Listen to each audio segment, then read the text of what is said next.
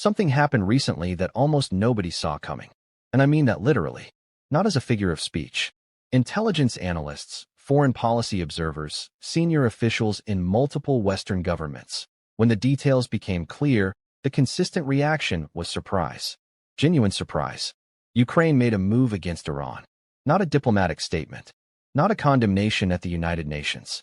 Not a press conference. A strategic, operational move that struck at one of Iran's most significant contributions to the war against Ukraine, and did it in a way, and through channels, that the United States did not anticipate, did not coordinate, and by several accounts did not know was coming until it was already done. That is what I want to talk about today. Because the surface story, Ukraine did something unexpected, is interesting. But the story underneath it, why Ukraine did it, how it was possible, and what it changes, is genuinely significant. For this war, for the relationship between Iran and Russia, and for how we should understand Ukraine as a strategic actor. Because I think most people have been underestimating what Ukraine is capable of. And today I want to make the case that this move is evidence of something larger. Here is the version of Ukraine most people carry in their heads. A country fighting for survival. Courageously, effectively, but fundamentally reactive, responding to Russian pressure, waiting for Western weapons deliveries, managing a war on its own territory with the resources its partners provide. In this framing, Ukraine is the recipient of other countries' strategic decisions. The United States decides what weapons to send. Europe decides how much money to provide. And Ukraine fights with what it gets. That framing is not wrong exactly, but it is incomplete. And this move against Iran is one of the clearest demonstrations of why it is incomplete. Because what Ukraine just did required independent intelligence capability, independent operational planning, independent diplomatic relationships, and the willingness to act without clearing the decision with Washington first. That is not the behavior of a reactive state entirely dependent on external support. That is the behavior of a country that has, in the course of fighting this war, developed genuine strategic agency. The capacity to identify an objective, plan an operation, execute it, and present its allies with a result rather than a request. I want to argue today that this matters enormously, not just for this specific operation, but for how we understand what Ukraine is becoming as a country and as a strategic actor. Let me ground this in the physical reality first, because I think a lot of people don't fully appreciate how significant Iran's role in this conflict has been. Look at the map. Iran is not adjacent to Ukraine. The two countries do not share a border. They do not have a direct historical conflict. Before 2022, the relationship between Tehran and Kyiv was, for the most part, unremarkable. But Iran has become one of Russia's most consequential military suppliers in this war. And the primary contribution has been one specific weapons system, the Shahed series of loitering munitions, what most people call kamikaze drones. These are relatively inexpensive one-way attack drones that Iran has been supplying to Russia in significant quantities since at least the autumn of 2022. Russia has used them in mass salvos, sometimes dozens at once, to strike Ukrainian energy infrastructure, power generation facilities, heating systems, and civilian residential areas, primarily during the winter months when the impact on civilian populations is most severe. The numbers are significant. Ukraine's Air Force has publicly tracked and reported on hundreds of Shahed drone attacks. Ukrainian air defense has intercepted a substantial proportion of them, but not all. The ones that get through have caused serious damage to infrastructure that ordinary Ukrainians depend on for electricity, heating, and water. Understanding this is essential context for understanding Ukraine's move against Iran. Because when you know what Iran's drones have done to Ukrainian cities, the strategic logic of acting against the source of those drones becomes clear. The question was never whether Ukraine wanted to address the Iran-supply relationship. The question was whether it had the capability and the opportunity to do something about it. The answer, it turns out, was yes. Before I walk through the game theory of what Ukraine did and why, I want to share a few signals that, in retrospect, pointed toward this kind of move being possible. First, Ukraine's intelligence services have demonstrated, repeatedly throughout this conflict, a reach that consistently surprised external observers. Operations inside Russian territory, some acknowledged, some not, have targeted logistics infrastructure, command facilities, and supply chains at distances and with a precision that required sophisticated intelligence preparation. The institutional capability that enabled those operations inside Russia is the same capability that enabled this move against Iran. Second, Ukraine has been quietly building diplomatic and intelligence relationships with countries that have their own complicated relationships with Iran. Israel has its own well-documented concerns about Iranian military development. Several Gulf states have strategic interests in constraining Iranian regional influence. These relationships gave Ukraine access to information, context, and potentially operational support that it could not have developed independently.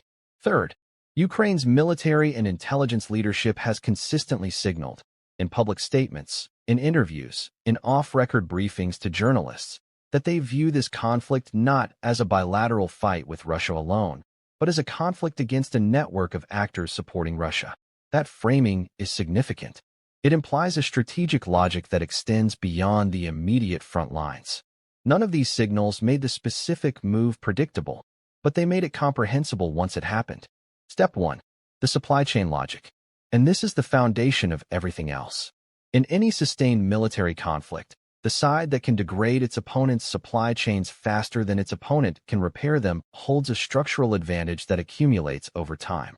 Ukraine has understood this from early in the conflict. The targeting of Russian logistics, fuel depots, ammunition storage, command and control nodes has been a consistent feature of Ukrainian military strategy. The HIMARS systems provided by the United States were valued precisely because they could reach supply nodes behind the front lines with accuracy. But the drone supply chain from Iran to Russia presented a different kind of challenge. The manufacturing happens in Iran. The transfer happens through third countries or through agreements that are difficult to interdict through conventional military means. And the finished product, relatively simple, relatively cheap, produced in large quantities, is not the kind of high-value single asset that traditional supply chain disruption targets. To meaningfully address the Iran-Russia drone supply relationship, Ukraine needed to operate at a different level, not targeting individual drones, not targeting the delivery route, targeting the relationship itself, the political, financial, and industrial arrangements that make the supply possible. That requires intelligence penetration of Iranian industrial and governmental networks. It requires the ability to identify the specific individuals, companies, and financial flows involved in the supply relationship. And it requires the capability to act on that intelligence in ways that impose real costs on the people making the supply decisions. Ukraine's move against Iran was, at its core, a supply chain interdiction operation conducted at the source. That is a significant escalation in operational sophistication. And it reflects a strategic logic that is entirely coherent once you understand the supply chain problem Ukraine was trying to solve. Step 2. The diplomatic consequences. And this is where it gets genuinely interesting. When Ukraine acted against Iranian interests, in a way that the United States did not coordinate or anticipate, it created a situation with several simultaneous diplomatic consequences, not all of them obvious. First, it complicated Iran's public positioning on the conflict. Iran has maintained, for the duration of this war, that it is not supplying weapons to Russia for use in Ukraine. This position is contradicted by extensive documented evidence, Ukrainian air defense data, Western intelligence assessments, physical remnants of drones recovered from Ukrainian territory that bear Iranian manufacturing characteristics. But maintaining the public denial has served Iranian interests by limiting the diplomatic costs of the supply relationship. Ukraine's operation made that denial harder to sustain. By demonstrating that it had intelligence penetration of the Iran-Russia supply network, by showing that it knew specifically who was involved and how, Ukraine raised the cost of the supply relationship for Iran in a way that sanctions and diplomatic protests had not. Second, it created useful ambiguity in Russia's relationship with Iran. Russia needs Iran's drone supply, but Russia also does not want to be seen as dependent on it. And Russia does not want Iran's contribution to the conflict to be the subject of detailed public attention, because detailed public attention increases the pressure on governments around the world to impose costs on Iran for its role. Ukraine's operation brought exactly that attention. It made the Russia-Iran military relationship more visible, more documented, and more politically costly for both parties. Third, it signaled something to the United States and to other Western partners. Ukraine showed that it can conduct independent operations against actors beyond Russia. That capability, real, demonstrated, not theoretical, changes the calculus of every country thinking about how deeply to invest in Ukraine's long-term military and intelligence development. A Ukraine that can act independently against the supply networks of a third-party state that is actively contributing to attacks on Ukrainian civilians is a Ukraine with more strategic value as a partner than one that can only fight along a defined front line. Step 3. The precedent. And I think this is the most underappreciated dimension of what Ukraine just did. Before this operation, the implicit understanding of Ukraine's conflict was that it was geographically bounded. The fighting happened on Ukrainian territory and, to a limited extent, inside Russian territory. Third-party suppliers, Iran, North Korea, others, contributed to the Russian war effort, and Ukraine protested this diplomatically, but the conflict itself stayed within a defined geographic frame. Ukraine's move against Iran changes that frame. It establishes, in practice rather than in theory, that Ukraine considers the entire supply network sustaining the Russian war effort to be a legitimate subject of strategic action. That the geographic boundary of the conflict, from Ukraine's perspective, is not the border of Russia. It is wherever the decisions, the financing, and the manufacturing that enables attacks on Ukrainian people are happening. That is a significant expansion of the conflict's conceptual boundaries, and it has implications that extend beyond Iran. North Korea has been supplying artillery shells and ballistic missiles to Russia. This is documented, acknowledged by multiple governments, and has had direct military impact on the conflict. If Ukraine's move against Iran establishes a precedent that supply network actors are legitimate targets of Ukrainian strategic action, the question of how Ukraine might address North Korea's contribution becomes relevant in a new way. That pattern, consistent expansion of operational scope, consistent surprise from allies, consistent recalibration, looks less like a series of independent tactical decisions and more like a coherent strategic doctrine being executed methodically. The doctrine, as I understand it, is this: Ukraine will not limit its strategic actions to the geographic boundaries others define for it. It will expand its operational reach to wherever it can impose meaningful costs on the network sustaining the war against it. And it will do so in ways that demonstrate capability, establish precedent, and shift the terms of the conversation with its allies. If that reading is correct, then this Iran operation is not a surprise. It is the latest step in a strategy that has been unfolding consistently since 2022. And the next steps, whatever they are, will follow the same logic. Let me walk through what this development means for each of the key actors.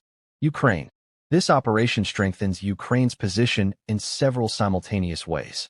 Operationally, it demonstrates a level of intelligence capability and operational reach that changes how both adversaries and partners assess Ukrainian capacity.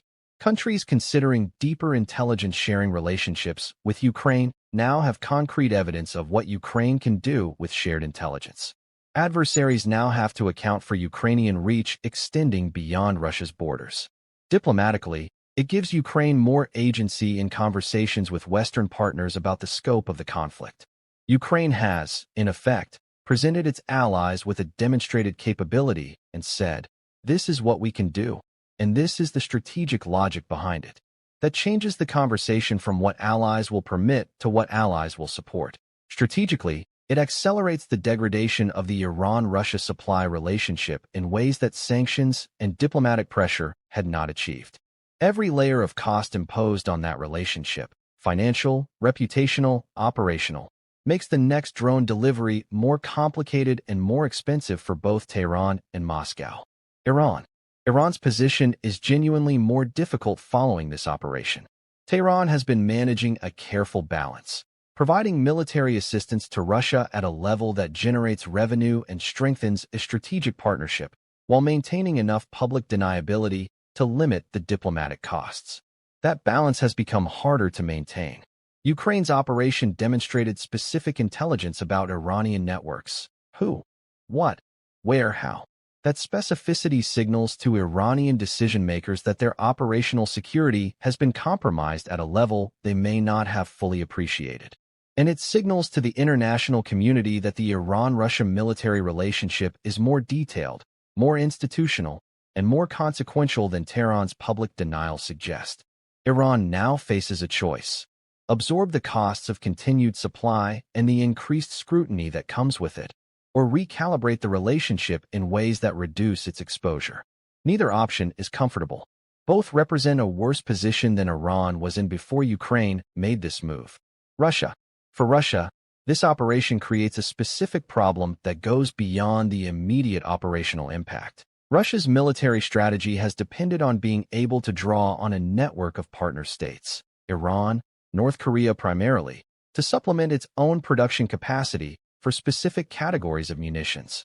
The political value of that network, from Moscow's perspective, has partly rested on those partners being insulated from direct Ukrainian action. Ukraine was fighting on its own territory and inside Russia. It was not, as far as Moscow's calculation went, going to reach into Tehran. That assumption has now been challenged. If Iran becomes a more cautious and more expensive partner as a result of Ukrainian operations against its networks, Russia's supply diversification strategy becomes less reliable. That is a meaningful strategic cost. The United States. Washington's reaction to this operation has been, by multiple accounts, a mixture of surprise and reassessment. The surprise is understandable. Ukraine conducted a significant operation involving a third-party state without advanced coordination with its primary patron. That is not how the relationship has generally functioned. But the reassessment is more significant. The United States has, throughout this conflict, been navigating the tension between supporting Ukraine effectively and managing escalation risk, particularly the risk of the conflict drawing in additional actors or expanding beyond its current geographic scope. Ukraine's operation against Iran does both things simultaneously.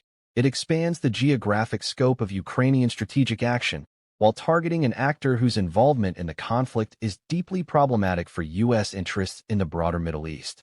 That creates a complicated position for Washington.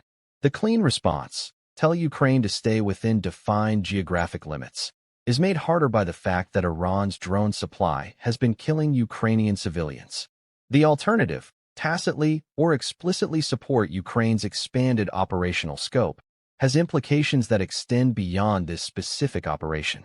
The United States is likely to respond by seeking a clearer framework for coordination with Ukraine on operations of this type.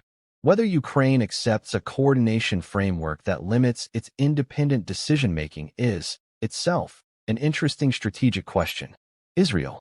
Israel's position in this situation deserves specific attention because it is both complicated and potentially consequential. Israel has its own well-documented concerns about Iranian military development, specifically Iran's drone and missile programs, which represent a direct threat to Israeli security. Israel has also maintained a studied ambiguity about its relationship with Ukraine throughout this conflict, providing some non-lethal support while avoiding direct military assistance, in part to preserve its relationship with Russia as a deconfliction partner in Syria. Ukraine's operation against Iranian networks creates an opening for a different kind of Israel-Ukraine relationship, one centered on shared intelligence about Iranian military-industrial capacity. Whether Israel chooses to engage that opening, and at what level, is one of the more interesting diplomatic questions this operation has generated. Let me walk through the two most likely ways this situation develops, because I think they point in the same strategic direction regardless of which one unfolds. Scenario A.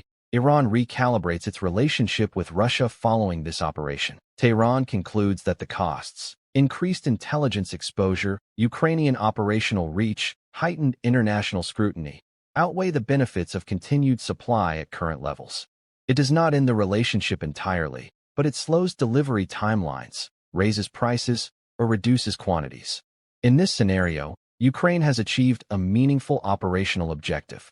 Russian access to Iranian drones becomes more constrained, more expensive, and less reliable. The pressure on Ukrainian energy infrastructure from mass drone salvos is reduced, and the signal sent to North Korea and other potential suppliers that Ukraine has the reach and the will to impose costs on the supply network has a deterrent effect on those relationships as well. Scenario B. Iran absorbs the pressure and continues supply with enhanced operational security. Tehran concludes that the relationship with Russia is too strategically valuable to curtail, accepts the increased costs, and invests in better operational security to limit Ukraine's intelligence penetration. In this scenario, Ukraine has not achieved an immediate supply disruption, but it has demonstrated a capability that changes the long-term strategic equation. Every future drone delivery now requires more elaborate security measures, more expensive counterintelligence, and more careful management of the political exposure. That imposes costs, not dramatic ones, but cumulative ones, that accumulate over time. Both scenarios result in the Iran-Russia drone supply relationship becoming more complicated, more expensive, and more politically exposed than it was before Ukraine's operation. The degree of disruption differs. The direction of the strategic effect is the same. Before I close, I want to be honest about the limits of what I've said. Some details of this operation remain unclear and may remain unclear for some time. Intelligence operations are not fully disclosed. The complete picture of what Ukraine did, how it did it, and what the precise results were is not available in the public record. I have worked from what has been reported and corroborated, and from the strategic logic that makes sense of it. But I hold the specific details with appropriate uncertainty. What I am more confident about is the analytical frame. Ukraine is not the reactive, dependent actor that early coverage of this conflict suggested. It has developed, through necessity, through remarkable institutional adaptation, and through the cultivation of international relationships, genuine strategic capabilities that extend well beyond the immediate front lines. This Iran operation is the latest demonstration of that. It will not be the last. As always, I would encourage you to read widely on this. Follow analysts who cover Iranian military-industrial capacity. Read about the documented history of the Shahed drone program and its use in this conflict. Build your own picture from multiple sources. The goal is not to have an opinion about this that I give you. The goal is to have a framework rigorous enough to evaluate new information as it comes in. Thank you for watching. I will see you in the next one.